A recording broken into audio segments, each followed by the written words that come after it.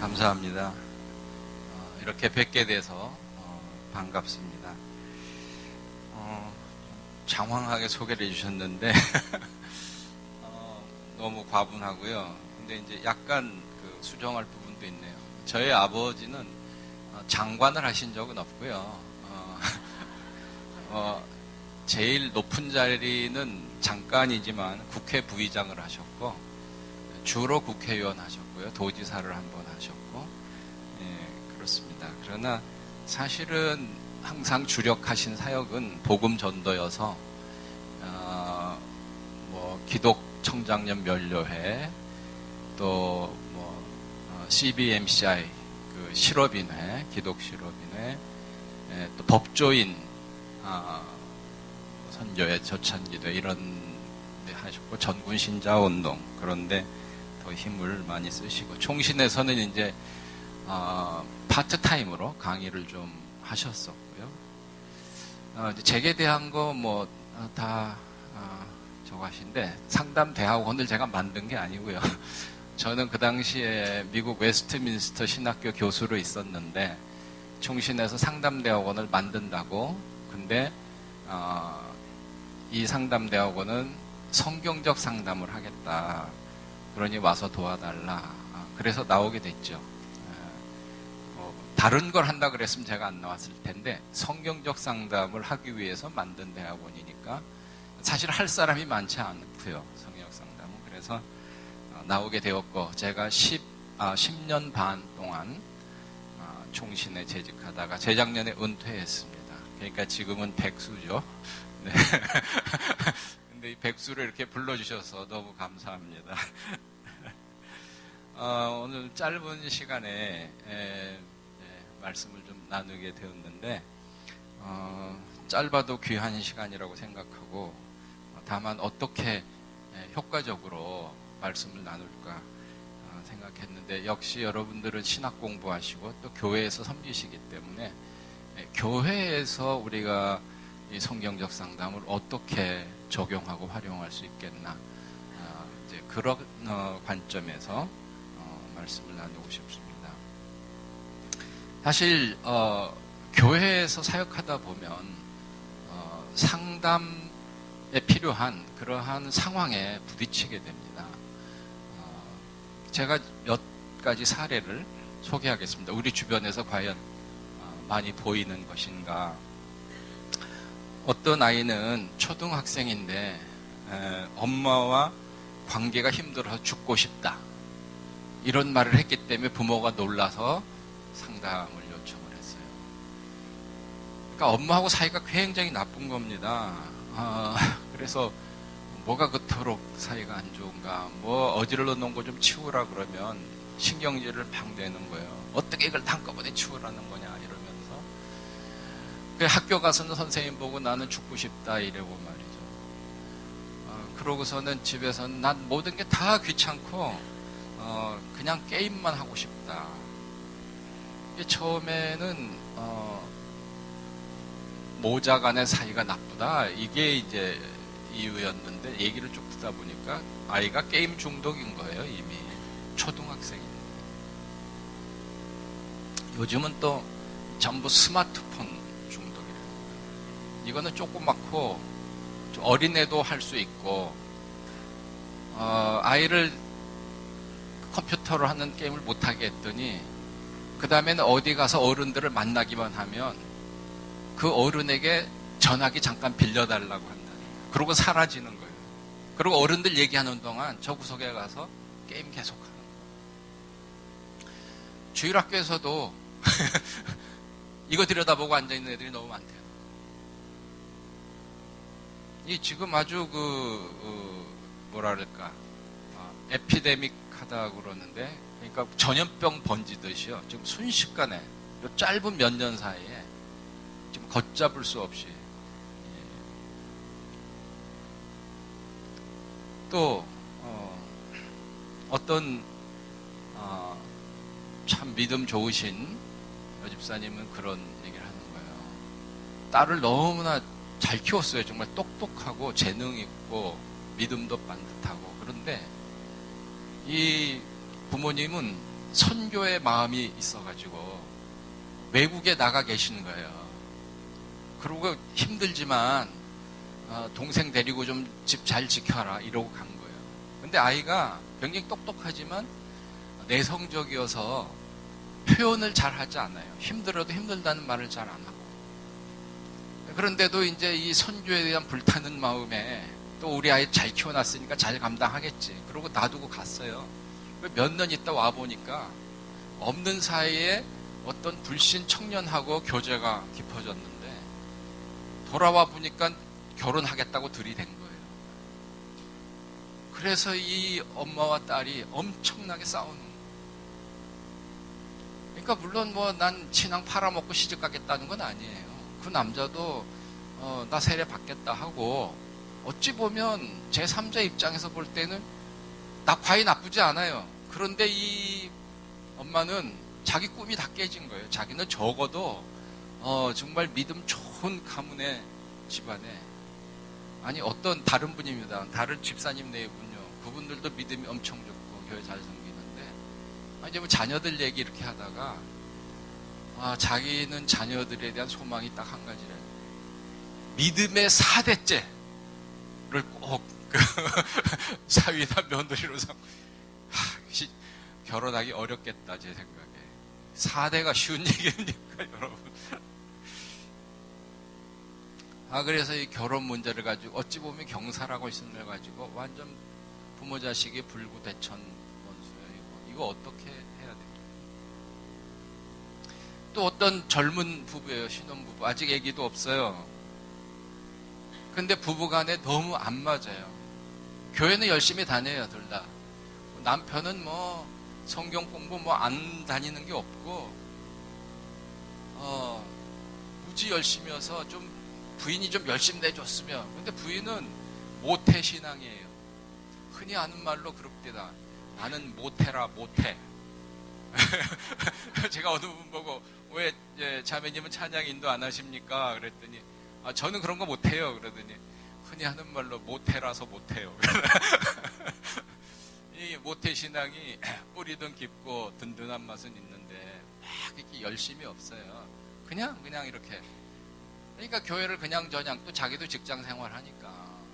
근데 남편은 좀 열심을 내주면 좋은데 당신은 못해라면서 왜 그러냐 이래가지고 막 싸워요. 근데 이제 얘기를 들어보니까 이 남편은요 어렸을 때 아버지가 술 먹고 폭행하는 그런 배경에서 갔어요. 그래서 이제 막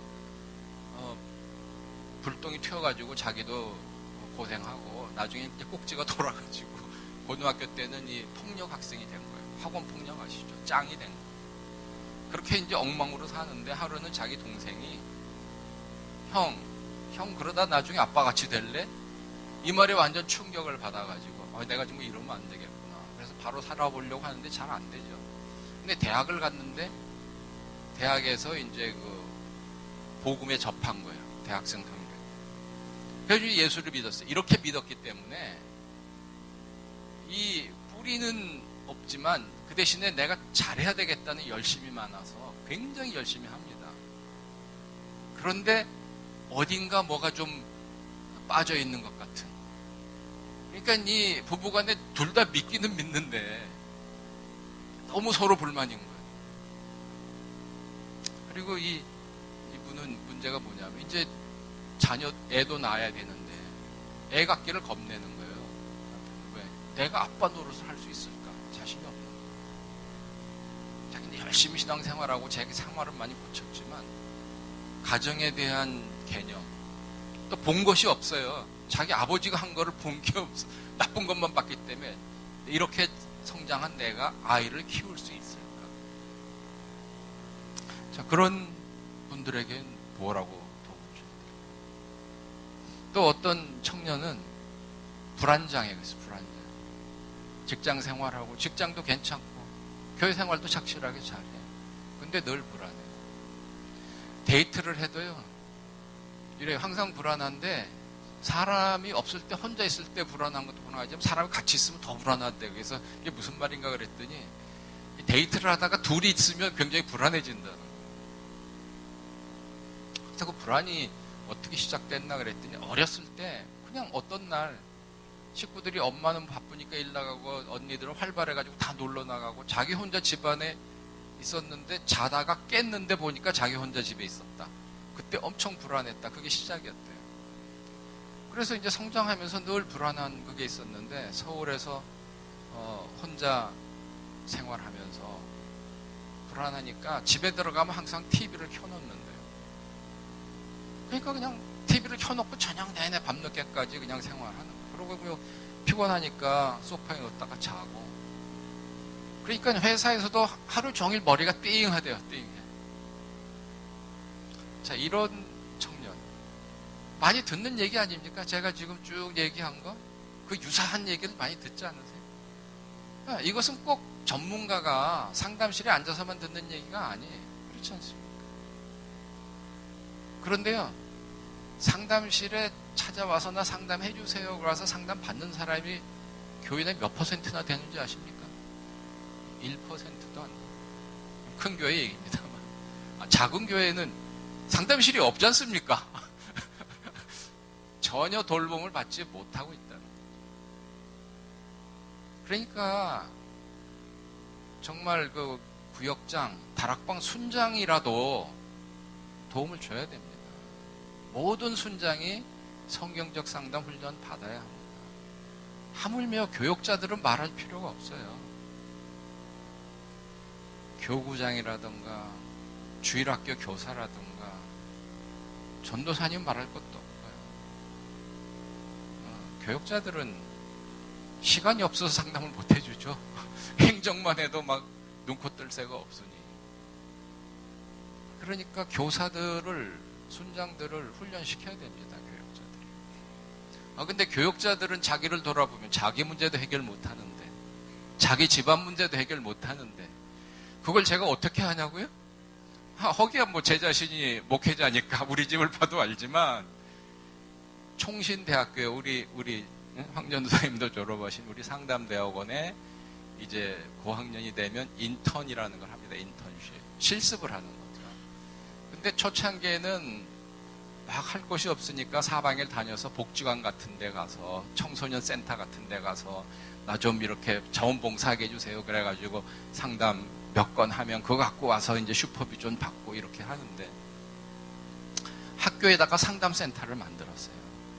이 상담센터는 우리 대학원생들이 인턴십 하기 위해서, 실습을 위해서도 만들었지만 대학부 학생들이 많은 문제를 가지고 있어요. 어느 대학이나 마찬가지입니다만은 총신대학이라고 예외가 아닙니다. 그래서 이 대학원 졸업생들이, 졸업반 학생들이 인턴십을 하면서 상담을 해주는 거예요. 실습을 해주는 거예요. 그러면 학부 학생들이 와서 상담을 받는 겁니다. 처음엔 아무도 안 받으려고 그러죠. 신용을 할 수 있나요? 그래서 제가 그때 학부의 교목실장을 잠깐 했었는데 광고를 했어요. 우리 상담대학원 인턴 학생들이 상담하는데 학생이 한데 불안할 텐데 그 사람들을 내가 슈퍼비전을 할 테니까 나를 믿고 와서 상담을 좀 받아달라. 이렇게 광고를 하고요. 광고만으로는 충분치 않죠. 제 수업 시간에 숙제를 냅니다. 숙제를. 한 반에 한 90명 되는데 그 과제가 뭐냐면 상담센터에 가서 상담 3번 받아라. 이게 과제예요. 그러니까 90명이 다 가야 돼. 그래야 학점을 따요. 이렇게 이제 그래가지고요. 그 상담센터에서 대학원 선배들이 학부 학생들을 상담해주는, 얼마나 이 학생들이 많은 유익을 얻었는지 말을 못합니다. 실습을 하는 학생들도 거기에서 정말 많은 훈련을 됐고요. 근데 그 이상의 유익이 있습니다. 이 선배 후배들이 만나서 나누는 동안 정말 하나님의 은혜를 체험하고요. 기적 같은 일도 많이 일어나고, 물론 고생하는 일도 많습니다. 정말 힘든 일, 고쳐지지 않는 일, 또 이런저런 사건도 생기죠. 그래서 첫째는 아직도 그 사역이 계속되고 있고 너무 감사하고요. 헌데 제가 지금 무슨 말씀 드리려고 하냐면, 처음에 그 센터를 시작했을 때 뭐 저는 어느 정도 짐작했습니다만, 해보고 나서는 다들 멀쩡한 총신대학교에, 총신대학교는 입학하려면 세례교인이 하고요, 신학과에 가보면 목회자 자녀가 그들먹합니다. 목사님, 장로님, 권사님, 전도사님 자제들이 굉장히 많습니다. 걔네들이 숙제하러 와서 털어놓는 얘기를 들어보면요, 만만치가 않습니다. 그래서 제가 잘 알아요. 교역자들 가정은 뭐 괜찮은가? 아닙니다. 문제 많아요. 표면적으로는 괜찮을지 모르지만 아이들 얘기를 들어보면 별별 얘기가 다 많습니다. 자, 그렇다면 말이죠, 교회 안에 그득한 게 상담받을 일입니다. 그 누구도 상담이 필요 없는 사람 없어요. 누가 해주냐 말이죠. 그래서 문제입니다. 담임 목사님 절대 다 할 수 없습니다. 정말 특별한 당회원님 가정에 문제가 생겼으면 하셔야겠지. 하지만 주일 학생 해줄 수 없고 그 부모 해줄 수 없어요. 그래서 우리가 목회 전략적으로 어떻게 해야 될까는 정말 많은 연구와 논의가 필요합니다. 이런저런 노력들도 있습니다. 뭐 큰 교회는 일단 상담실이 있고요. 하지만 그걸로는 부족합니다. 지금 사랑의 교회가 그래서 상담대학 시작했습니다. 상담대학 졸업한 사람을 어찌하게, 상담대학 100명 뽑는데 입학 자격이 뭐냐면 순장 3년 이상 경력에, 아무나 오시오가 아니에요. 졸업하면 뭘 하느냐, 상담학회에서 자격증을 받은 후 돌봄 사역자로 배치받는.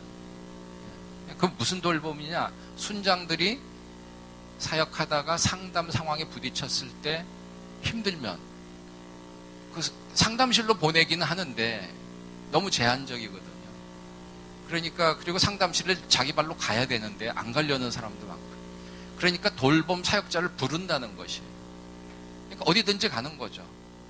순원에 집으로 갈 수도 있고, 뭐 카페에서 만날 수도 있고, 교회에서 만날 수도 있고. 그러니까 그 능동적으로, 여러분이 들어보셨는지 모르겠습니다. 청소년 사역의 동반자라는 게 있습니다. 뒷골목의 청소년을 찾아가는, 약간 그런 거죠. 찾아가는 상담을 하는 것입니다. 전문가가 의사처럼 상담실에 앉아 있는데 내담자가 와서 진료비 내고 와서 비로소 이루어지는 상담이 아니라 문제 있는 곳에 상담자가 찾아가는 거예요. 돈도 안 받고 자기 돈으로 차비 써가면서 찾아가는 거죠. 동반자 사역이 그겁니다. 뒷골목에 있는 청소년이 왜 찾아오겠어요? 청소년 센터 많이 있지만 걔네들은 절대 안 옵니다. 청소년 센터 찾아올 정도면 그거는 괜찮은 애들이에요.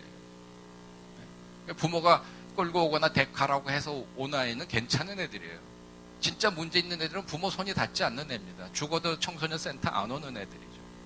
걔네들 어떻게 할 거냐고요. 그래서 뒷골목으로 찾아가는 거예요. 근데 이것이 성경적 아닌가요? 99마리 놔두고 한 마리 찾아가는 게 성경적이지 않나요? 모르겠습니다. 이 사역이 앞으로 어떻게 될지. 이거 굉장한 시도인데요. 그러니까 제가 10년 동안 총신에 있으면서 10년 동안 교회에서 상담했어요. 하지만 상담자가 풀타임 한 사람, 파트타임 10사람 굉장히 많습니다만은 절대로 1% 이상 못했어요. 근데 아까 제가 상담실에 찾아와서 한 얘기들 쭉 말씀드렸는데, 몇 가지 말씀드렸는데, 희한한 사람 아니잖아요. 여러분 주변에 늘 보는 사람들이잖아요. 99%는 전혀 방치 상태에 있는 거죠. 또 다른 패턴은 뭐 열린교회 같은 데는 상담대학은 못 만들었지만 상담실을 만들었고, 그 상담실에 상담자가 되는 요건은 성경적 상담 연구원에 와서 한 과정 끝나는 사람만 자격을 부여해요. 그래서 일단 상담실이 있고 교인들을 상담해주고 그 내용은 성경적 상담을 하고, 그것도 하나의 패턴이에요. 그 정도 사이즈에는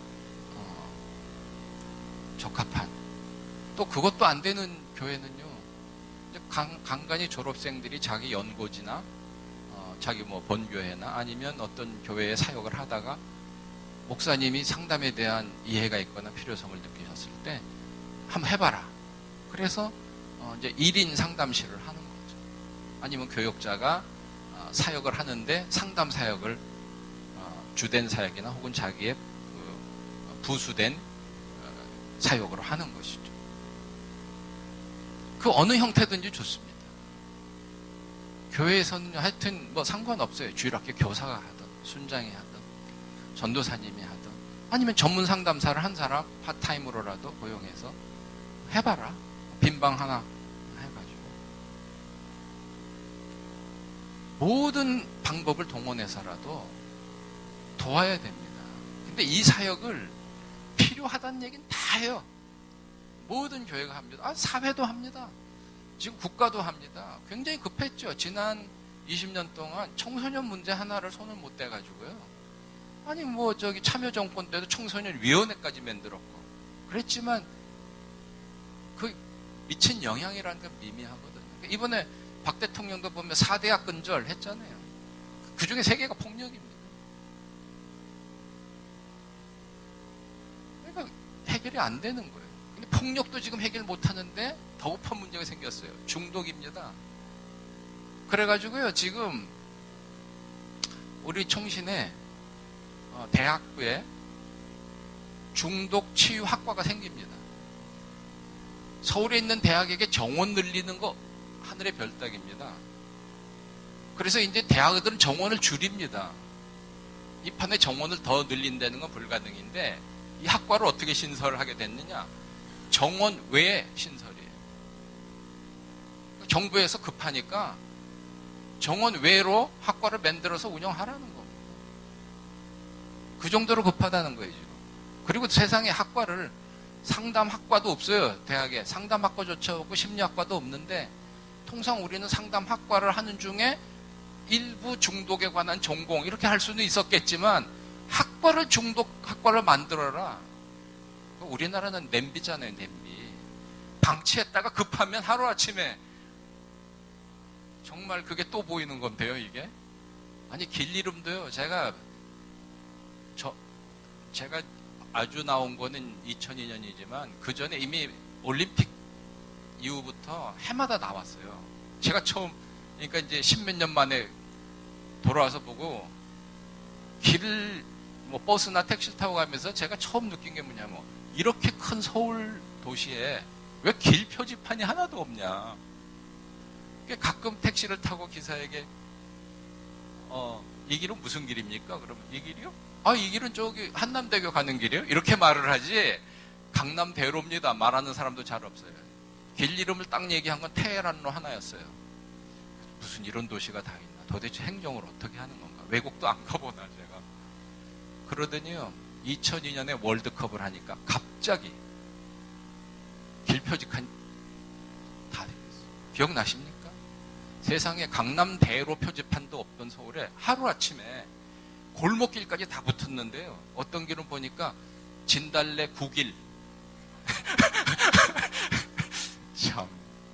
요번에도 왜 도로명으로 바꾸니까 집값 떨어진다고 해가지고 판교자에게 안 들어간 길이 없어가지고 길이 구분이 안 된다잖아요. 판교 1로, 2로, 3로다. 그때 숫자만 붙이면 좋은데 비슷한 판교 들어가고 비슷한 다른 이름을 붙이니까 다 그게 그거 같은 거죠.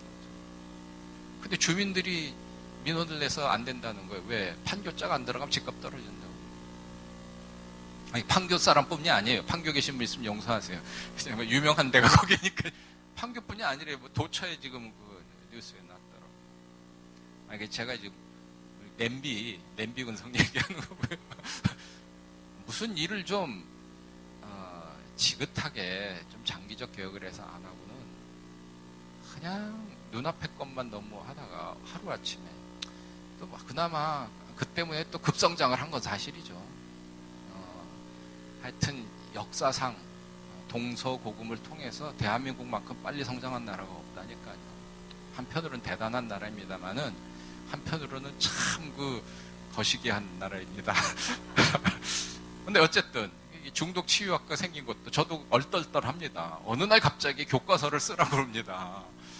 왜 그러냐니까 학과가 생겼는데 거기에 쓸 교과서를. 그래가지고 날벼락으로 지난 겨울에 아주 몇 사람 반쯤 죽었습니다. 또 이런 기회에 또 포기를 할 수는 없으니까 해내야죠. 그 얘기 지금 뭐냐면 폭력, 중독, 국가적으로 시급하다는 거죠. 교회는 뭘 하나요? 그런 문제에 대해서 뭘 하시고 계십니까? 지금 섬기시는 교회에서는 무슨 계획을 가지고 계십니까?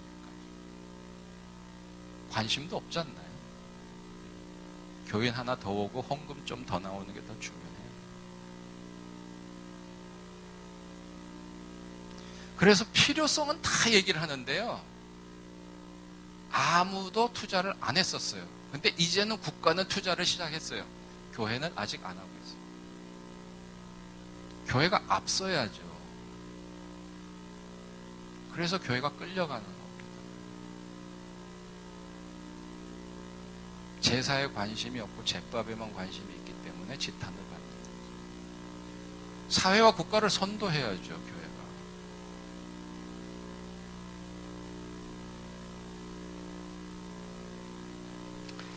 자, 그러면 이제 시간은 서론을 하다 다 가버렸네요. 몇 시까지 하는 겁니까? 아, 예? 지금 끝내도 됩니까? 지금 한 20분 지났나요? 네. 그러면 남은 40분 동안 제가 성경적 상담을 좀 소개를 하겠습니다. 이제 상담이 필요하다는 건 다 아시는데 어떤 상담을 해야 되냐? 또 성경적 상담을 한다고 하는데 과연 성경적 상담은 뭐냐? 좀 물 한 잔 주세요. 아, 이게 제가 원래 좀 거시기 이거 차죠. 차 말고요. 냉수를. 예. 이 녹차는 이 목을 더 이렇게 드라이하게 해서요. 제가 강의할 때 물 잘 안 마시는데요. 어떤 때 물을 마시냐면요. 이 사모님들 모임 이런데 거의 제가 한 주 전날 다 마신 적이 있어요. 제가 미국에 있을 때 어느 총회에서 회의 중에 이제 사모님들이 할 일이 없으시니까 그런 시간들을 만들어서 하는데 특강을 하라고 해서 한번 하는데요. 제가 한 주 전자 다 마셨어요. 아마도 사모님들 다음으로는 전도사님들이 아닐까 싶은데요. 목이 마르네요. 물론 집사님들 모이는데요. 제가 늘 하죠. 집사님들도 뭐 쉽진 않습니다만은 그래도 이제 여러 번 하니까 저거 한데 아무튼 제가 사모님들 모임에 한번 아무 생각 없이 덜렁 갔다가요. 제가 한 주전자 물을 다 마실 수 있구나. 그걸 그때 깨달았습니다. 성경적 상담은 뭐냐? 그래서 많은 오해도 있고 궁금증들도 있습니다. 어떤 분들은 성경 상담할 때 성경을 펴가지고 막 읽어주는 거라고 생각을 해요. 뭐 그래도 나쁘진 않습니다. 사실 저도 가끔 그렇게 합니다. 하지만 성경을 폈냐 안 폈냐로 이게 판가름 되는 거 아닙니다. 막 성경을 통째로 다 귀에 읽혀주어도 결국 상담자의 기준이나 의도가 성경적이지 않으면 또 내담자의 생각을 성경적으로 바꿔주지 않는다면 그건 성경적 상담이 아니에요. 어떤 때는 그냥 세상 얘기만 하는 것 같고 그냥 무슨 친교 대화하는 것 같을지라도 말하는 사람이 성경적 원리에 근거해서 성경적인 방법으로 대화를 하고 내담자가 대화를 하는 동안 자기 생각이 성경적으로 바뀌고 자기의 삶을 성경적으로 바꾸면 그게 성경적 상담.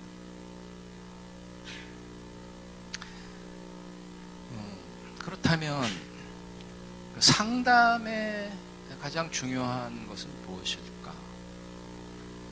상담의 목적을 얘기할 때 보통 여러분 생각하실 때 상담을 내가 해준다, 내가 상담 받으러 간다, 뭘까요? 내 가진 문제를 해결함 받는 거죠.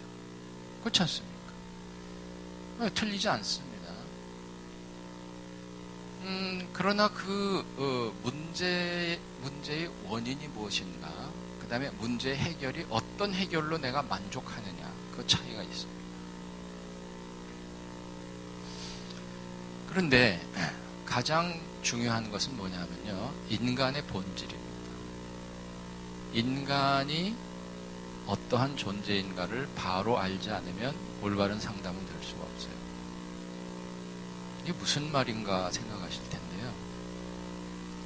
많은 상담 이론이 인간은 원숭이가 진화해서 사람 됐다, 진화론에 근거하고 있습니다. 여러분이 가장 흔히 듣는 프로이드, 진화론자입니다. 프로이드가 얼마나 각광을 받는지 아십니까? 기독교계에서. 목사님들을 비롯한 많은 기독교 상담자들이 모여서 프로이드 탄생 100주년 기념회를 했어요. 처음 들으시는 분 계십니까? 이 서울 바닥에서 일어난 역사적 사건입니다.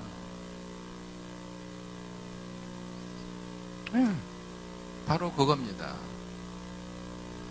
우리 흔히 이런 말 합니다. 기분 나쁠 때 도대체 사람을 뭘로 보고 그래? 이렇게 말하죠. 그 말에 함축된 의미는 사람을 뭐 물건으로 보냐? 짐승으로 보냐? 내가 그렇게 하찮게 보이냐? 그런 뜻이죠. 사람을 뭘로 보느냐? 맞습니다. 상담은요, 사람을 뭘로 보느냐에 의해서 딱 둘로 나누어집니다. 다만 이 모호한 보호색을, 청개구리처럼 보호색을 띠기 때문에 그게 잘 안 보일 뿐이지, 현혹되는 것이지, 둘 중에 하나예요. 그건 확실해요. 모든 상담 이론은 둘 중에 하나입니다.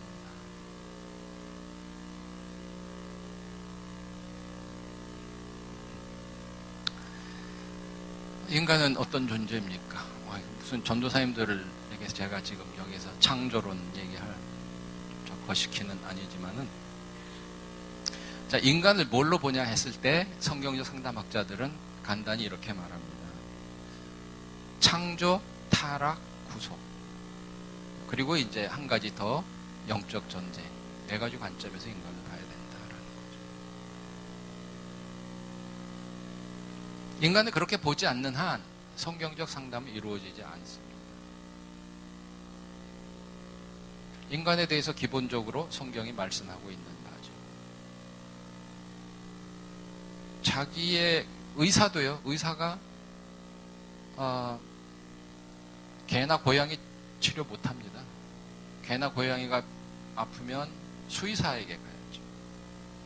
수의사가 아무리 실력이 좋아도 사람 치료 못합니다. 간단한 의학상식은 하겠죠. 예상치료. 하지만 진짜 심각한 병이라면 수의사한테 가지 않겠죠. 마찬가지로 내가 상담하는 대상은 사람입니다. 동물이 아닙니다. 근데 내 앞에 앉아있는 사람을 하나님이 창조하신 존재라고 보지 않는데, 물론 교회 안에서 그걸 안 믿는 사람이 누가 있냐고 말하겠지만, 상담할 때는 그걸 안 믿는 사람들의 이론과 방법을 갖다 쓰잖아요. 물론 그 사람들의 심리학자들이 연구한 거나 그들의 방법이 다 틀렸다는 건 아니에요. 임상적으로 실험한 결과들이 맞는 것도 있겠죠. 하지만 본질적인 깊은 이론일수록 근거를 달리하고 있습니다. 명백하게 달리하고 있습니다. 그 얘기를 하자면 끝이 없으니까 한 학기, 아니 대학원을 다 졸업하고도 확실치 않은 어려운 문제니까요. 여기서 다 말씀드리려는 게 아니라 저는 그냥 성경적 상담의 기본적 원리를 말씀하려는 겁니다.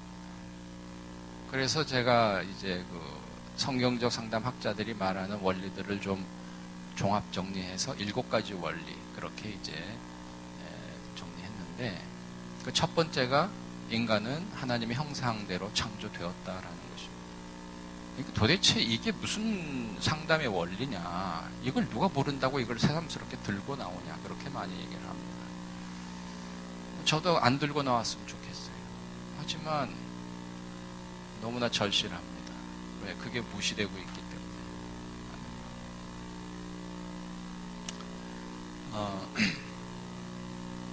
어떤 분이 우울증이 좀 있는데 그 치료를 받는데 별로 좋아지지 않는다는 거예요. 그래서 왜 뭐 의사를 바꿔야 되나 뭐 그래서 뭐 치료를 어떻게 하길래 그랬더니 그분이 별로 해주는 것도 잘 없고 가끔 가다가 전기 쇼크나 주고 그런데요.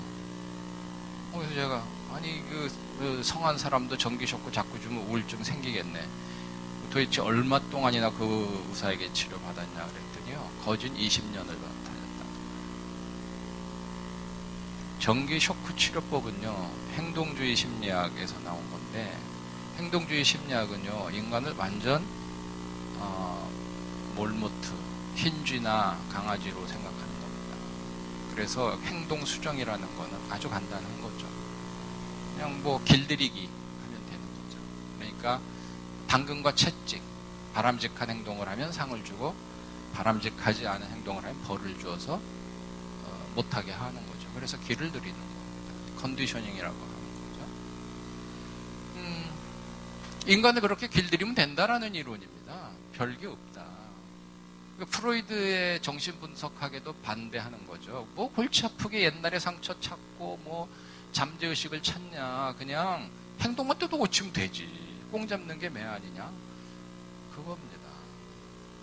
그래서 전기쇼크요법이 바로 그런 거죠. 그러니까 당근과 채찍 중에서 채찍인데 가장 악명 높고 가장 문제가 많은 치료법입니다. 학자들도 이거는 말하자면 인권 유린의 문제가 있지 않느냐라고 논란이 되고 있는 거예요. 그 치료법도 참 사용도 여러 가지로 합니다. 뭐 가장 효과를 좀 본 분야는 자해행위를 하는 사람 또는 성도착 환자, 남자가 자꾸 여자 옷을 걸친다든가 그런 때 좀 효과적이다. 그런 일시적 효과가 있는 거 부인할 수는 없죠. 또 필요합니다. 그런 게. 교육에도요. 유치원, 어린이집 왜 학대가 많으냐. 원래 뭐 인간들이 학대하고 싶은 사람은 어디서나 하는 거지만요. 그럴 소양이 있습니다. 왜냐하면 보세요. 유치원 아이들 앉혀놓고 고등학생 다루듯이 얘기할 수 있어요? 말이 안 통합니다. 정말 어른이 유치원 아이와 소통을 잘하려면 특수교육 훈련 받은 사람이어야 되죠. 지금 아이들의 언어로 통할 수 있어야 되거든요, 어른이. 그러니까는 근데 아이들은 숫자는 많고 통제하는 교사는 적고 그럴 때 어떻게 하겠어요? 우선 방법은 행동 수정을 하는 게 가장 빠르거든요. 그래서 그 어린이집 같은 데는 비밀의 방이 있다 그래요. 저도 그냥 들은 얘기죠. 제가 뭘지 알겠어요. 그게 뭐냐면 도저히 통제가 불가능한 아이들은 선생님이 데리고 그 방으로 가신대요. 근데 그 방에만 갔다 오면 애가 얌전해지는 거예요. 근데 그 방 안에서는 무슨 일이 일어났는지 아무도 모른대요. 그래서 비밀의 방이에요. 행동 수정이 어떻게 보면 직방 효과죠. 사실은 이제 한국의 가정교육이 무너진 게 꽤 크죠. 옛날에는 회초리가 모든 걸 했어요. 그게 한번 부러지니까 대안이 없잖아요. 정신적 공백, 종교적 공백, 도덕적 공백. 그러니까 교육 얘기를 지금 얘기를 합니다. 교육의 문제가 뭔지를 아십니까? 권위가 없는 거예요. 교육이란 권위 없이는 절대 이루어지지 않습니다. 오늘 여기서도 이 특강 시간이 이루어지는 것은 여러분이 저의 권위를 인정했기 때문에.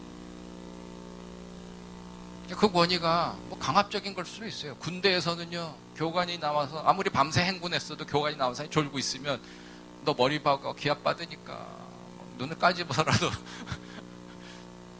해야 되는 거죠. 그거는 군대라는 권위가 주어졌기 때문이죠. 그런데 뭐 자유주의 국가에서 요즘 아이들 매도 못 때리고요. 체벌도 못 하고 엎어져서 자던 잡담을 하던 막을 길이 없잖아요. 스마트폰 계속 만지고 있어도. 그래서 그걸 뺏었더니 난리가 나가지고 교사들도 포기죠. 자기 자식도 아니에요. 자기는 월급만 타면 돼. 정말 잘해보려는 교사들도 계시지만 뭐 계속 그런 식으로 흘러가니까 나도 그냥 포기다 이렇게 되죠. 학교 선생님 권위 없죠. 부모님 권위 있나요? 여러분 권위 있으세요? 여러분이 성장할 때 여러분이 부여했던 부모님의 권위와 여러분이 갖고 있는 권위를 한번 비교해 보세요. 권위 있으세요? 아이들에게. 다른 부용들은 어떠세요? 많이 말씀들 나눌 거 아니에요. 자식 얘기 안 하는 사람 없더라고. 그게 항상 화두더라고. 교육? 요즘 교육은 그냥 내가 한 푼이라도 더 벌어서 학원 한 군데 더 보내는 거예요. 가능하면 쪽집게 과외시키는. 그래서 대학 가면 교육 성공이라는 거예요. 성공은 무슨 성공이에요? 대학 가서 애들이 뭘 하는데? 가보니. 제가 뭐 어제도 누구 얘기인가를 들었는데,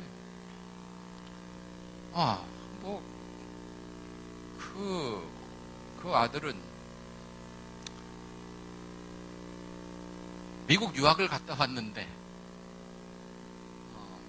미국 갔다 와서 무슨 자기가 배운 전공을 가지고 뭐 연구소 같은 걸 차려가지고 학생이 구름같이 보여서 대성공할 줄 알았는데 빚만 지고 막 이랬어요. 그러면서도 자기의 실패를 인정 못하고 남한테 기죽기는 싫고. 그래서 왜 그러냐 그랬더니 유학 가기 전에 학원 강사를 했는데 1,000만 원씩 벌었대요. 그러니까 팡팡 쓰고 사는 거죠. 얼마나 기세 좋게 살았겠어요. 그러니까 유학 가서 자기가 그 어려운 공부를 하고 왔으니까 이제는 그의 몇 배를 벌 걸로 생각했는데 완전 깡통 찬 거죠. 그렇다고 이제 다시 학원으로 간다고 받아주겠어요? 뭐. 그것도 자존심이 허락지 않겠죠. 뭐든지 기현상입니다. 비정상이에요.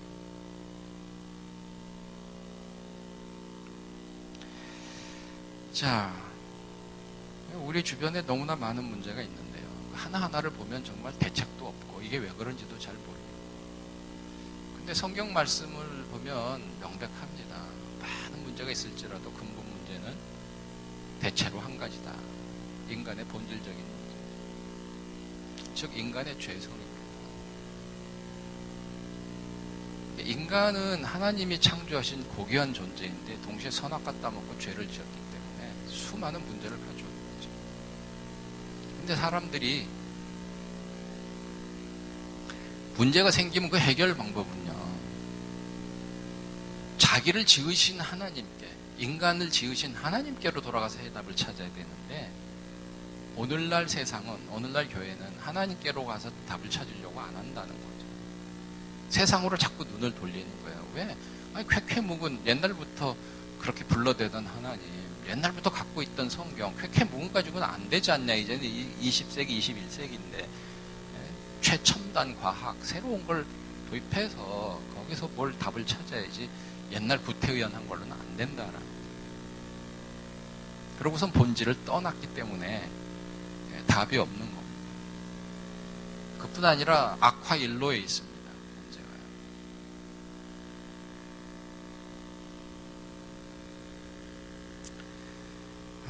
문제점 얘기하자고 그러면 뭐 1시간이 아니라 10시간도 부족하고요. 그래서 성의학 상담이 무엇을 중요하게 여기는가를 그냥 말씀드리는 게 더 여러분이 이해하시기도 좋고 그것이 또 중요하기도 합니다. 인간은 하나님의 형상으로 창조된 존재란다면 무엇이 그렇게 특별한가, 인간의 존재가. 성의학 상담자들은 3가지로 얘기합니다. 첫째, 인간은 계시를 받는 자다. 하나님과 의사소통이 되는 자죠. 그러니까 하나님이 말씀을 주십니다. 말씀을 동식물에게 주시지 않습니다. 사람에게만 주십니다. 인간은 하나님의 말씀을 받는 자로 창조되었고 인간의 본질입니다. 그런데 하나님의 말씀을 받아서 살려 하지 않고 딴 거 가지고 자꾸 뭘 해보려고 하는 거죠. 그러니까 다른 걸 하면 안 된다는 게 아니라 하나님의 말씀을 받는 것을 다른 걸로 대체할 수는 없다는 거죠. 그게 기본이에요. 기본을 떠나서 뭐가 됩니까? 지금 김연아가 왜 세계 최고인 줄 아십니까? 여러 가지 이유가 있습니다. 신체형부터가 그렇고 뭐 어려서부터 했고, 하지만 지금 뭐 그 러시아의 신성 리프니츠카야인가, 걔가 너무 잘하고, 그 다음에 이게 러시아에서 벌어지는 거니까 그 정치력이 강한 그들이 또 무슨 심판들이 뭘 해서 금메달을 뺏어갈지 다 전전긍긍 하는데, 그래도 김연아가 이길 수 있다라고 생각하는 가장 큰 이유가 뭔지 아세요? 김연아는 기본이 워낙 튼튼해가지고 실수도 잘 하지 않을 것이며, 가장 교과서적인 제대로 된 점프를 한다. 아무리 제주가 좋아도 그걸 그렇게 제대로 딱 하기는 정말 어렵다. 정확하게 하는 게 어렵다. 기본이 튼튼해야 됩니다.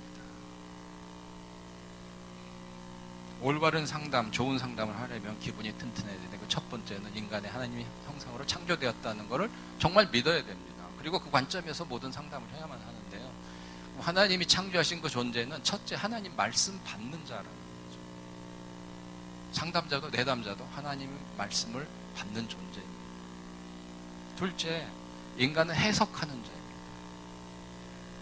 받은 하나님의 말씀도 해석을 하고, 인간 사이에 오고 간 말도 해석을 하고, 내 주변에 벌어지는 일도 해석을 하고, 사물을 하나 봐도 해석을 하고, 항상 해석을 합니다. 인간은 객관적 사실 자체에 의해서 행동하고 반응하는 게 아니라 그것을 보거나 듣고 자기가 해석한 데 따라서 움직입니다. 제 딸이 보스턴에서 공부를 하다가 이른 봄에, 지금 같은 때에 눈이 쌓였던 곳이 지붕에서 이제 녹으면 눈사태처럼 눈 뭉치가 떨어지면 우당탕 소리가 나죠. 수업 중에 그런 소리가 났는데 한 여학생이 벌떡 일어나더니 쏜살같이 밖으로 뛰어나가더래요. 그래서 다들 깜짝 놀래가지고, 아니 왜 그랬냐고 나중에 물어보니까, 자기는 지진 난 줄 알았다. 알고 보니 이 학생은 캘리포니아에서 온 학생. 캘리포니아에는 뭐 우당탕 했으면 그건 지진 난 거거든요. 근데 훈련 받기를 건물 안에 있으면 위험하다, 밖으로 대피해라. 그러니까 우당탕 소리가 나는 순간 자기가 지금 동부에 와 있다는 걸 깜빡하고 지진이구나 그러고 뛰어나갔다는 거죠. 그러니까 여기서 객관적 사실은 지붕에서 소리가 났다는 겁니다. 근데 그것을 어떻게 해석하느냐에 따라서, 대부분 학생들은 눈이 굴러 떨어지구나, 그러니까 그냥 앉아 있었는데 이 사람은 지진 났구나라고 해석했기 때문에 뛰어나가. 설날 귀성 어른 찾아뵙고, 근데 명절이 찾아오면 벌써 명절 증후군, 가기 며칠 전부터 벌써 병이 나는 주부도 있고, 부부간에 말다툼이 시작되기도 하고, 갔다 와서 쿵쿵 앓고, 돌아오는 차 안에서 이혼이니 뭐니 하기도 하고, 갔더니 시어머니하고 시누이하고 짝짝꿍 돼가지고 나를 어떻게 하면 몰아낼까 하고 있더라. 객관적 사실은 시어머니하고 시누이하고 뭔지 속삭이고 웃었다는 거예요, 객관적 사실. 근데 그것에 대한 해석이 남편하고 부인하고 다른 거예요. 남편은 뭐 자기들이 지난번에 산 뭐 명품 가지고 뭐 좋아서 웃었겠지 이렇게 해석을 하는 거예요. 저들이 꼴 보기 싫은 며느리를 어떻게 할까, 나를 어떻게 하면 나만 부려먹고 골탕을 그냥 이틀 동안 해서 아주 기진시켜가지고 돌려보낼까, 그거를 모의작당했다라고 해석을 하는 거죠. 해석에 따라서 반응하는 거죠. 하나님의 말씀을 해석하는 거 얼마나 심각합니까? 그 때문에 모든 교파가 갈라졌어요. 그 때문에 갈라진 거죠. 내용적으로는 뭐 헤게모니 싸움이어도 내거는 간판은 해석 차이입니다. 요한계시록 어떻게 해석냐에 따라서 나누어지고, 세례를 받아야 되냐 침례를 받아야 되냐 그래서 나누어지고, 그러나 많은 교파가 있지만 결국 둘로 갈라진 게 뭡니까? 그게 로잔 대회죠. 빌리 그레함이 말했듯이 성경을 하나님의 말씀이라고 믿는 사람들은 여기 와 있고, 그래서 저쪽에 오지 않은 사람, 그 사이에는 커다란 바다가 있다, 걸프가 있다, 그렇게 얘기를 했죠. 그래서 하나님의 믿는 사람들이 복음주의, 에반젤리칼이고요. 그렇지 않는 사람들은 뭐 자유주의도 있고 민중신학도 있고 여러 가지가 있겠죠. 우리 총신은 명백하게 복음주의고 그 중에서도 개혁주의입니다. 그런데 개혁주의를 신봉하는 학교에서 심리학을 받아들여서 하면 어떻게 하냐고요.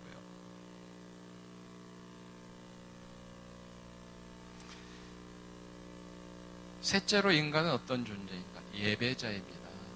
인간은 누구든 그 무엇이든 예배하며 살게 되어 있습니다. 나는 아무것도 예배하지 않는다. 그 사람은 자기를 예배하는 거죠. 무언가를 예배하게끔 창조되었다니까요. 하나님이 인간을 그런 존재로 창조했을 때 누구 예배하라고 창조하셨어요? 하나님을 예배하라고. 그러므로 하나님을 예배하지 않는 사람은 아무것도 예배하지 않는 사람이 아니라 뭔가 딴 것을 예배하고 있는 거죠. 그 창조의 원리예요. 내 앞에 앉아있는 사람을 그런 시각으로 보셨습니까? 이 사람이 하나님을 예배하지 않거나 하나님을 예배하는데 문제가 있거나 그렇다면 뭔가 딴 걸 예배하고 있는 거예요. 그게 뭔지는 내가 모를 수 있죠, 아직. 근데 관심 갖고 알아볼 필요가 있죠. 그런데 관심을 가지십니까? 자, 우리를 예배하는 존재로 만드셨기 때문에 하나님은 우리에게 특별한 능력을 주셨어요. 그게 뭐냐면 의사소통의 능력인데 특별히 그 중에서도 언어를 사용할 수 있게 했습니다. 동물들도 의사소통합니다. 으르렁대기도 하고 핥아주기도 하고 꼬리도 치고. 하지만 우리가 대화하듯이 말하지 못하죠. 인간에게만 특별한 만물의 영장이죠. 근데 그 언어는 왜 주셨다고요?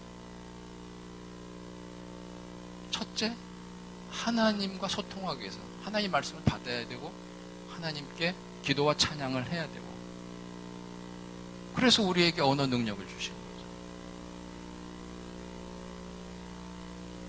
둘째는 인간끼리 소통하라는 거죠.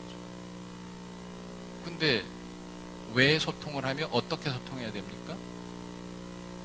인간끼리는 서로 좋은 말을 해야죠. 그리고 협력해야죠.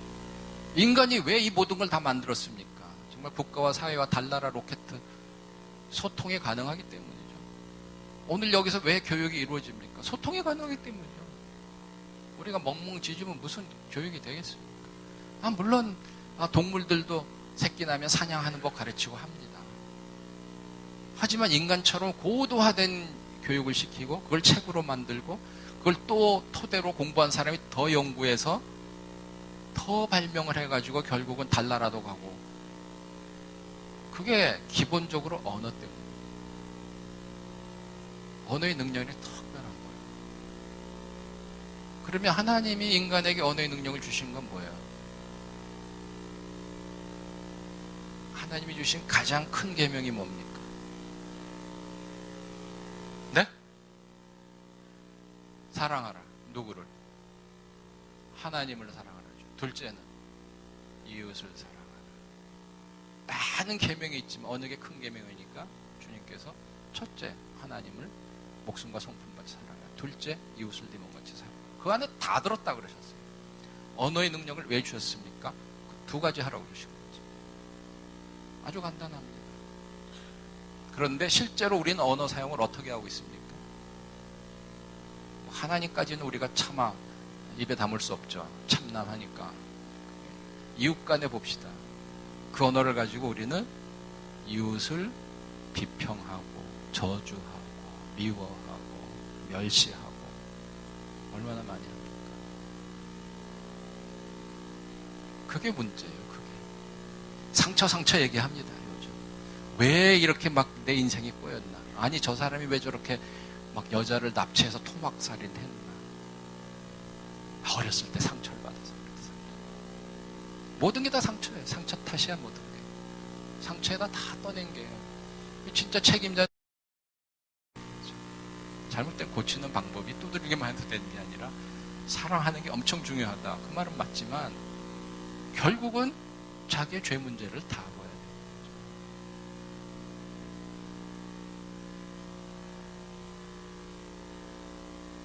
그래서 인간의 존재가 하나님의 형상으로 창조됐기 때문에 얼마나 특별하고 귀한 존재고 남다른 능력을 가졌다는 거예요.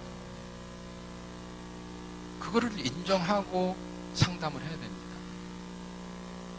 짐승이 아니에요. 그냥 행동 수정만 두드러 고치면 되는 게 아니에요.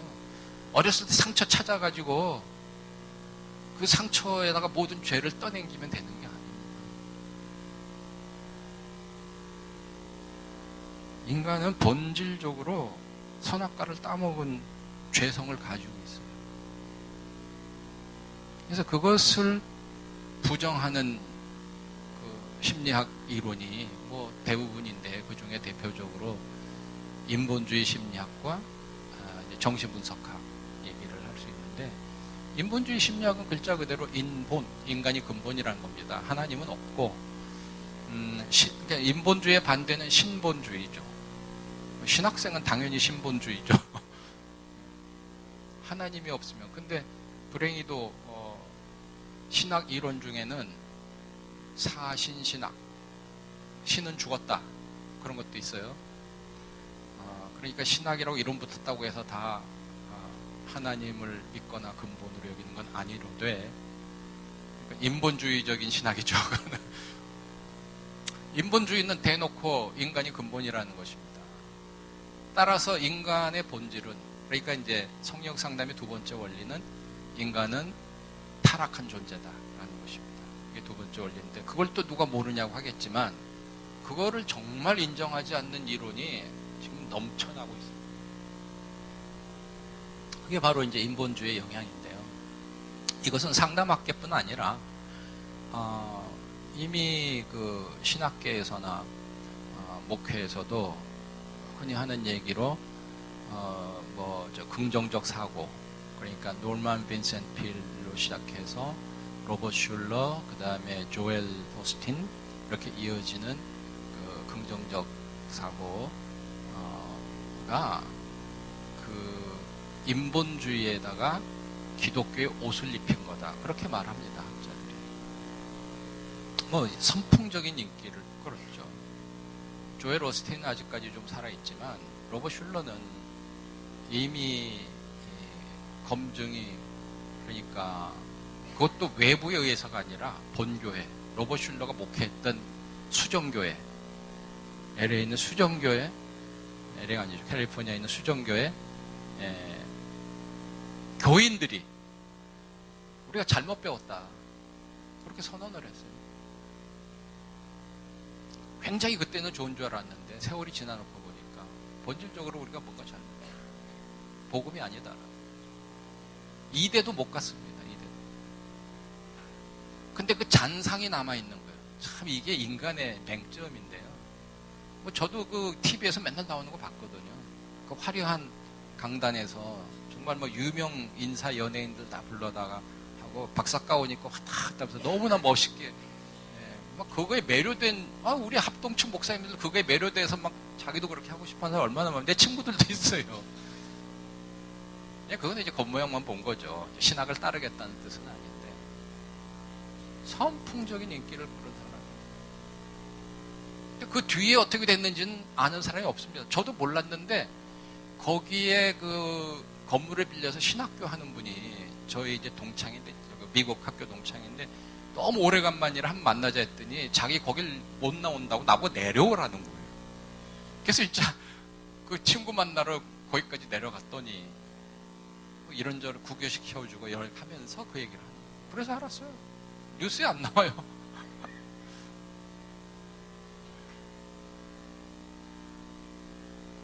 그런 인본주의가 교회 안에 들어와 가지고요, 그렇게 한번 휘젓고 가면요, 나중에 어떻게 됐는지 사람은 모르고요.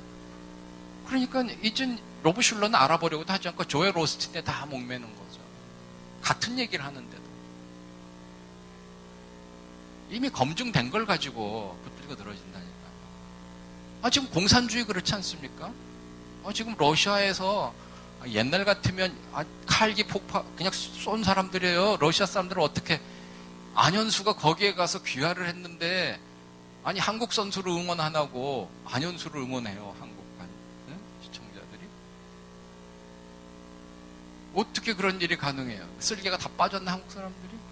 그게 아니라 지금 그래도 비방 안 하는 이유는 소련이 바뀌었기 때문이죠. 구소련이 아니라 러시아가 됐고 이제 민주주의 국가이기 때문에 가능한 거죠. 바뀌었으니까.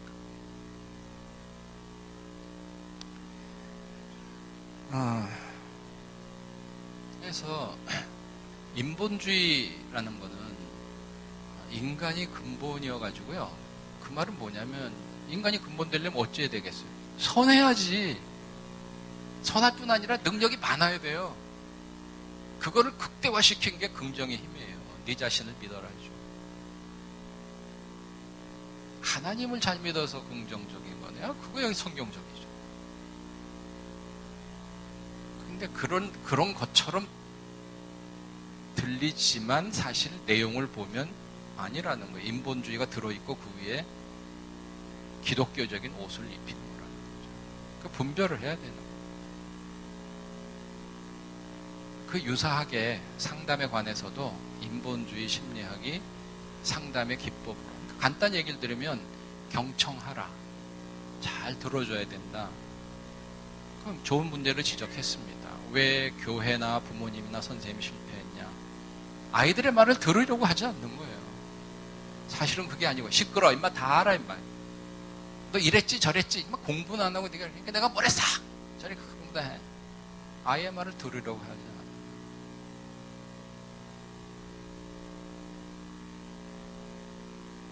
하나님은 사실 우리의 말을 들으실 필요가 없습니다. 다 아시죠? 그럼에도 누가 하나님 앞에 가서 하소연할 때 하나님이 야 시끄러 저리가 다 알아 그러신 적 있어요? 다 들어주시죠. 내가 너의 소리를 들었는데 하나님은 귀를 기울이시는 것이죠. 하물며 인간이 들어보지 않고 어찌 알아요? 정말 맹점을 지적했기 때문에 맞아 상담은 듣는 거야. 따따붙다 아는 체하고 성경이 이렇게 들어야 돼 그냥. 그리고 얘기를 편안하게 할 수 있도록 해줘야 돼. 이게 바로 상담이야. 근데 그 말을 한 사람은 예수 안 믿는 사람이에요. 진화론자예요. 그래도 어떻게 그게 더 효과적인데 받아들여야지. 이제 교회가 바뀌어야 돼. 그냥 받아들인 거죠. 로저스 이론 그냥 받아들인 거죠. 일시적으로는 효과 있어 보입니다. 얘기 들어만 주니까 변화됩니까? 간혹 좀 나아지는 사람이 있어요.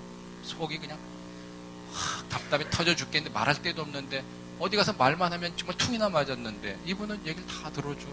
와서 자꾸 얘기하다 보니까 응어린 게 좀 풀렸어요. 아니 왜 옛날 속담에 그 임금님 귀는 당나귀 귀 이발사 얘기 있지 않습니까? 그 말을 못해가지고 병 났는데 고목나무에다 대고 소리 질렀더니 채찍이 샥 빠져나갔다.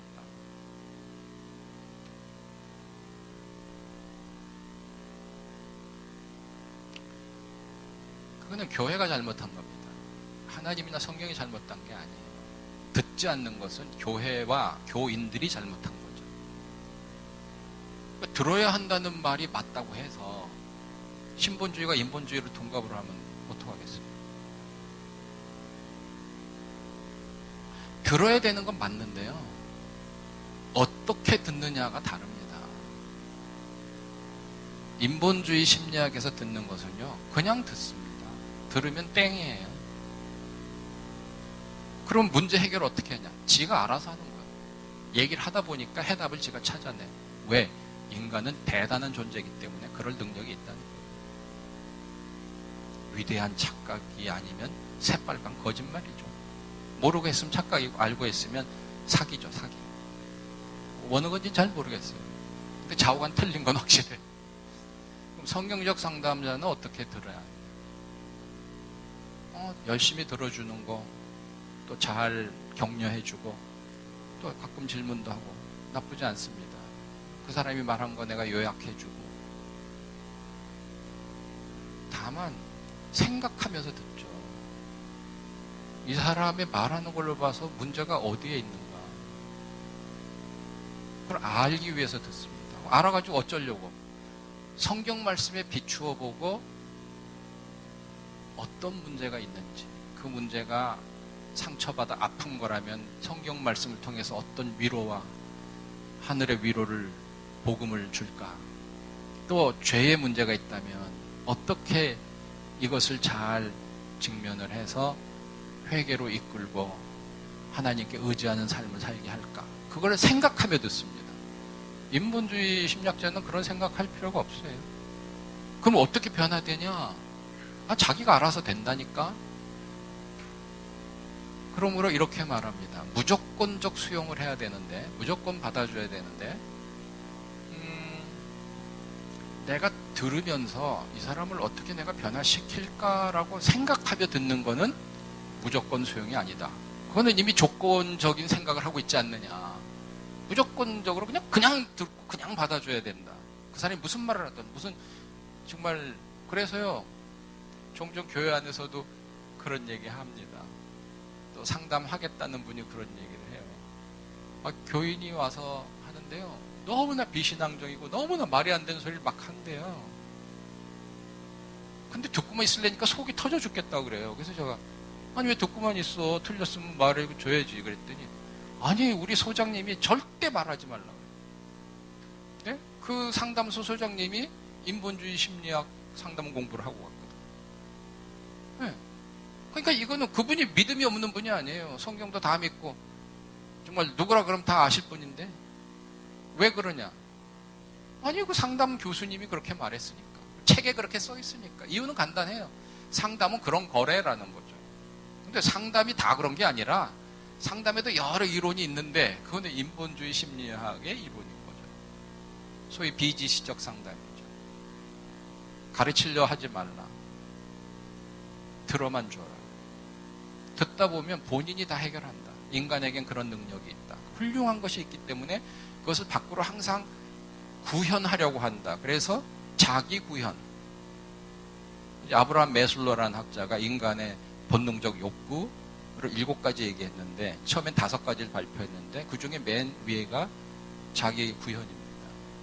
그 한 단계 아래가, 4번째 단계가 바로 자존감, 셀프 이스팀이죠. 그게 이제 로버트 슐러가 쓴 책이 있어요. 셀프 이스팀. 그거 다 같은 인본주의인 거거든요. 인간이 대단하다는 거죠. 인간이 다 스스로 해결한다는 거예요. 들어만 줘라. 네가 고목나무만 되라는 거죠. 근데 실제로는 그렇게 안 되죠. 그러니까 내가 얘기를 지금 열심히 들어주고 있지만 이 사람의 문제를 알아가지고 서서히 변화로 이끌어줘야지, 이런 생각하고도 들으면 안 된다는 거예요. 그런 생각도 없이 그냥 무조건 받아야 된다. 그렇지 않으면 진정 받아주는 게 아니다. 그러면 그렇게 하면 어떻게 그 사람이 변하지? 걱정을 한다면 걱정하지 마라. 그거는 마치 겨울이 가면 봄이 오고 봄이 가면 여름이 오듯이 자연이 변한다. 이게 이론이에요. 책에 그렇게 써 있어요. 근데 그렇게, 아니 지금 겨울 다 가고 봄 왔는데 바뀝니까? 자녀들이 바뀝니까? 그 집사님, 그 권사님이 바뀝니까? 목사님이 변화되셨어요? 아니 물론 교인들은 맨날 설교 드리니까 얘기를 내가 들어주는 것만은 아니죠. 그 어느 예배에선가 변화될 수 있겠죠. 은혜 받고. 하지만 믿음이 없는 사람이거나 아직 그렇게까지 열심히 예배에 참석하지 않는 사람의 경우, 대개 또 열심히 하던 사람도요, 시험 들면 안 해요. 예배 참석 안 하고 성경도 안 읽고 기도도 안 돼요. 그래서 저는 무수히 들었어요. 어떤 때는 저보다도 더 열심히 한 것 같은데 요즘은 안 한대. 그걸 왜 안 하냐고. 그냥 답답하대. 그냥 꼬치꼬치 캐물으면 하나님에 대한 무슨 원망, 억한 감정 이런 게 있고, 아니면 정말 하나님 내 기도는 안 들으시는가.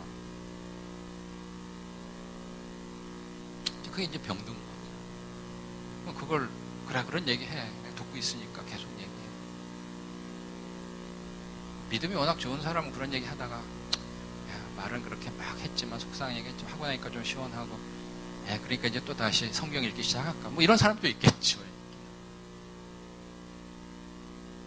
하지만, 자기 스스로 그럴 능력이 없는 사람이 내가 얘기만 들어준다고 표현해요. 그거보다는 바른 말씀으로 내가 잘 인도를 하는 것이 훨씬 빠르죠.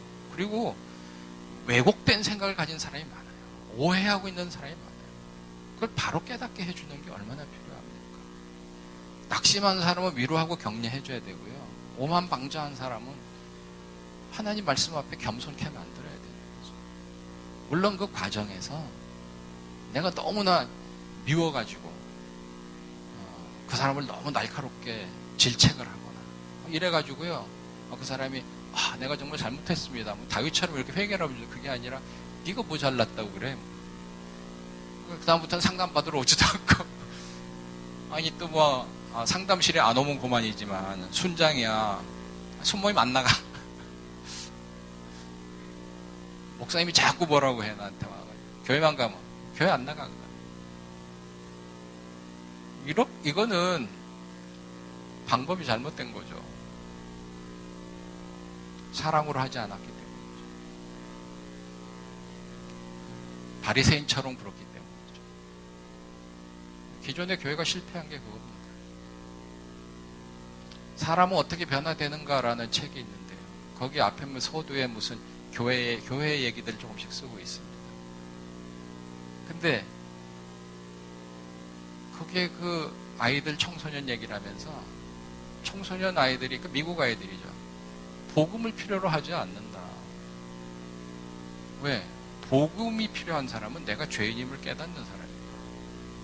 주님 말씀하셨잖아요. 건강한 자에겐 의원이 소용이 없다. 죄인이라야 복음이 필요하지. 의인은 복음이 필요 없죠. 그래서 우리 부모들이 아이들을 전부 조그만 바리새인으로 키웠다. 그렇게 써 있어요. 어려서부터 바리새인으로 컸는데 커서 교회 생활할 때 더욱 강화된 아주 성장한 바리새인 노릇들을 하는 거죠. 복음이 필요 없는 사람들끼리 서로 남의 일을 지적하면 어떻게 되겠어요? 네, 그래서 성경적 상담이라고 간판만 걸면 다 해결이 되는 게 아니라요. 그 본질적인 문제를 이해를 하셔야 돼요. 근데 이 좋은 점은 뭐냐면요. 제가 지금 오늘 말씀드린 게 생소한 게 별로 없잖아요. 다 이미 아시는 거 성경에 다 있는 거. 그래서 좋아요. 심리학, 심리상담, 정신과 치료 이런 문제를 제가 지금 강의를 했다면요. 뭐가 뭔지 하나도 모르실 거예요. 단어 하나 이해하는데 1시간 다 갈 겁니다. 성리학 상담이 좋은 거는 이미 성경을 우리가 알고 있다는 거죠. 교회 안에 모든 사람도 알고 있다는 거죠. 다만 무엇이 중요하고 무엇이 문제인지 제대로 파악을 못하고 있어서 네, 짧은 시간이지만 문제만 제가 던지고 갑니다. 여러분이 제가 나눠드린 책을 좀 참고해서 보시고요. 책장 사는 것 같아서 좀 죄송합니다만 거기 있는 책은 다 좋은 책입니다. 많이 읽으실수록 좋고요. 아니면 한두 개라도. 근데 이제 현실적으로 가장 우선 3권만 급한 대로 보라고 하신다면 1번, 6번, 7번입니다. 1번은 성역 상담을 한눈으로 가장 빨리 이해할 수 있도록 제가 이제 교과서, 학교의 교과서로 쓰려고 만든 책이고요. 지금도 계속 쓰고 있고 우리 상담대학원 입학할 때 입학시험에 저 책을 읽고 시험 봐야 됩니다. 그 다음에 이제 그 6번, 7번은 뭐냐면요. 하나는 우리 언어 사용. 부부간에도 다들 문제가 6번이 그 영혼을 살리는 죽이는 말이죠. 네. 7번이요. 네, 6번이 위기의 10대입니까? 네, 네. 위기의 10대는 청소년 자녀 문제. 지금 뭐 화두가 자녀들 문제이기 때문에. 그리고 그러니까 제가 상담 시간에 책 읽으세요라고 가장 많이 추천하는 책이 그 두 책입니다. 예, 부부간의 문제, 뭐 부부간이 아니라도 다 의사소통 문제는 있죠. 부모 자녀 관계 있고 직장에서도 그렇고. 그래서 언어 사용의 기본적인 문제, 부부간의 대화 문제는 그 책으로 정말 충격적 그 치유가 된 분들이 많고요. 그 다음에 자녀 문제는 절대적입니다. 이 책 반드시 읽어야 됩니다. 내 자녀가 아니고 옆에 자녀도 그렇고 내 손자여도 그렇고 그 누구에게도 필요한 책이고, 심지어는 대학생들까지도 내가 왜 그랬던가, 우리 부모는 왜 그랬던가. 그래서 우리 대학부에서 가장 인기 있는 과목이 청소년 상담입니다. 90명 받는데 항상 복도에서 저를 붙들고 조릅니다. 어떻게 몇 명 더 안 되냐고. 대학생이 뭘 자녀가 있다고 그걸 보고 싶어 하겠어요. 물론 그 중에는 주일학교 교사하는 애들도 많지만, 자기들이 청소년 다루기도 하지만 더 궁금한 건 자기 문제잖아. 왜 우리 부모는 그랬을까? 나는 왜 이렇게 됐는가?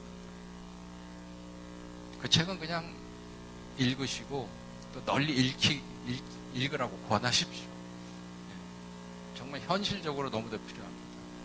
오늘날 이 다음 세대가 어떻게 될지 모르는 자녀 문제가 너무 심각하지 않습니까? 우리는 사실 다 살았어요. 앞으로 50년, 70년 국가와 교회를 짊어지고 가야 될 아이들인데 얼마나 문제가 심각합니까? 그럼 지네들이 알아서 해나가러 할 거예요? 어른들이 어떻게 해줘야 될까? 책임을 져야 될까? 지금 망가뜨린 게 애들이 망가뜨렸습니까? 어른들이 망가뜨렸죠. 다음 세대는 전 세대가 망가뜨리는 겁니다. 네, 그 얘기만 나면 제가 흥분을 해서 좀 이런 병이 있는데요. 흥분한다고 해결될 문제는 아니죠. 한번 기도하고 마치겠습니다. 주님 감사합니다. 오늘 주님의 귀한 여종들을 이렇게 모아주시고 부족한 종을 채우셔서 말씀 나누게 하시니 감사합니다. 우리 자신과 또 우리 교회와 우리 사회를 보면 답답할 때가 많습니다. 그러나 저희는 주님의 말씀 안에서 소망이 있음을 깨닫습니다. 다시 한번 주님의 말씀으로 돌아와서 저희들이 말씀을 붙들고 정말 사람을 볼 때에 하나님이 형상을 따라 지어주신 귀한 존재임과 그러나 선악과를 따먹고 타락한 존재인 우리의 문제를 바로 볼 수 있게 하시고, 그 모든 치유의 근본은 그리스도의 속죄의 은총인 것을 다시 한번 깨닫게 하옵시고, 우리 주변에 있는 많은 문제를 안고 있는 이들에게 위로하며 그들에게 도움을 줄 수 있는 주님의 도구가 되게 하여 주시옵소서. 감사하며 예수님 이름으로 기도드리옵나이다.